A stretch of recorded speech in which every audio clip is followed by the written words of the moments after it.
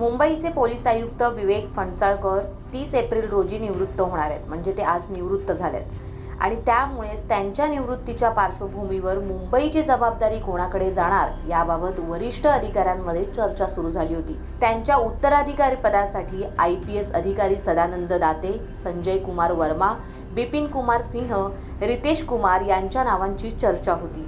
तसंच विशेष पोलीस आयुक्त देवेन भारती यांचाही विचार केला जात होता. यामध्ये अखेर बाजी मारली आहे ती देवेन भारती यांनी. देवेन भारती हे मुंबई पोलिसांचे विशेष आयुक्तपदी कार्यरत होते. नेमके देवेन भारती कोण आहेत ते आपण जाणून घेऊया.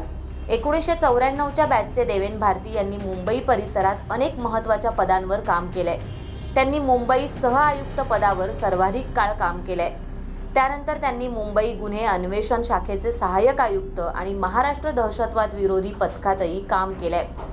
देवेन भारती यांनी महत्त्वाच्या प्रकरणांचाही तपास केलाय. मुंबई दहशतवादी हल्ल्यासोबतच पत्रकार जेडे यांच्या हत्या प्रकरणाच्या तपासातही भारती यांचा सहभाग होता. तसंच देवेन भारती हे मुख्यमंत्री देवेंद्र फडणवीस यांचे निकटवर्ती आहेत. भाजप आणि शिवसेना युती सरकारच्या काळात म्हणजेच 2014 ते 2019 पर्यंत देवेंद्र फडणवीस मुख्यमंत्री असताना देवेन भारती पोलीस सहआयुक्त होते. भारती यांना त्यानंतर अतिरिक्त पोलीस महासंचालक म्हणून पदोन्नती देण्यात आली.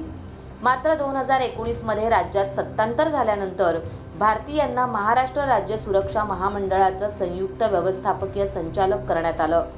त्यानंतर 2023 मध्ये त्यांची मुंबई विशेष पोलीस आयुक्त म्हणून नेमणूक करण्यात आली होती आणि आता फणसळकर यांच्या निवृत्तीनंतर देवेन भारती यांची मुंबई पोलीस आयुक्तपदी नियुक्ती करण्यात आली आहे.